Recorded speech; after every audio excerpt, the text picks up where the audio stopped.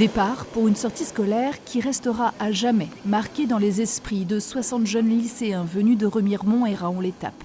Ce jeudi, ils sont partis dans le cadre de voyages d'études organisés par la région visiter à Auschwitz, le plus grand complexe concentrationnaire du Troisième Reich.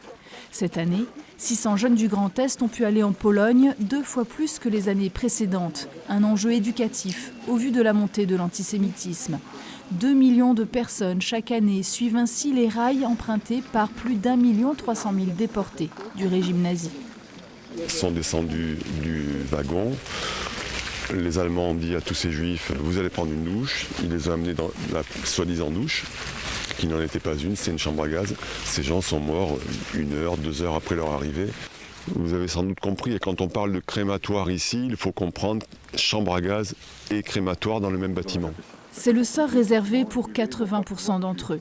Immense va-et-vient sur le quai de déchargement. Agir vite, de façon méthodique, pour éviter la panique et les mouvements de foule. Cette mère, dans la force de l'âge, descendra dans la chambre à gaz pour ne pas affoler la fratrie.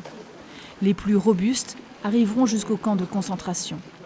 Le travail rend libre, lit-on en allemand à l'entrée. Quelle ironie.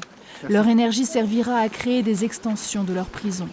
Une exploitation humaine, un camp d'extermination par le travail, rapporteront les survivants. Parce qu'ici, toujours, souvent, les femmes, les hommes aussi, devaient se déshabiller. Cette nudité, et c'est toilette collective, la latrine, n'est-ce pas? Pour lui, c'était la déshumanisation. Le fait d'avoir un numéro, tatou. Le numéro, la même chose, c'est la même chose. Le numéro, ici, on parlait des pièces, n'est-ce pas? Pas des hommes, des gens, des femmes, des hommes, mais des pièces. Donc, et c'était aussi pour la déshumanisation. Les commémorations des 80 ans de la libération par l'Armée rouge sont encore visibles. Le chapiteau cache l'immense porche d'entrée des convois dans le camp. Le 27 janvier 1945, à Auschwitz-Birkenau, est fermé. Seuls 7500 survivants sont présents, des ombres d'humains de 25 à 40 kilos, témoins des atrocités, traumatisés par l'inimaginable, honteux d'être rescapés. Beaucoup se suicideront. Beaucoup ne seront pas crus par leurs contemporains. Le terreau du négationnisme peut ainsi se répandre. Pour moi, c'est un drame. Et c'est vrai qu'il ne faut pas l'oublier, mais c'est pour ça que je pense aussi que de plus en plus, maintenant, quand on est jeune, on cherche à nous sensibiliser à tout ça. C'est un site qui symbolise le pire de ce que l'espèce humaine peut faire. C'est-à-dire qu'à l'époque, il devait peut-être y avoir 11 millions de juifs à peu près en Europe. Ils voulaient tous les éradiquer. Ils ont réussi à en éradiquer 6 millions.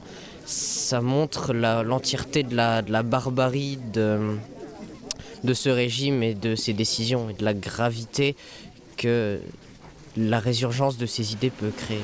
De cette usine de la mort, construite sur plusieurs dizaines d'hectares, ne subsiste qu'une petite partie. Seuls 5% des archives ont échappé à la destruction. De ce génocide, les lycéens emporteront dans leur mémoire quelques bribes. Les photos où on voit les corps tout empilés comme si c'était... je sais pas si j'ai le droit de dire le mot, comme si c'était de la merde, quoi. Ce qui m'a le plus surpris, c'est les cheveux, les vêtements, tout ça, surtout des enfants. Et tout, même les fours crématoires, c'est prenant. Les voilà chargés d'une mission, celle de perpétuer le devoir de mémoire, celle de se rappeler que la solution finale hitlérienne se cache derrière ces champs. Cette paisible campagne qui n'est autre que le plus grand cimetière sans tombe de l'humanité. Plus d'1 million de juifs y ont été enterrés.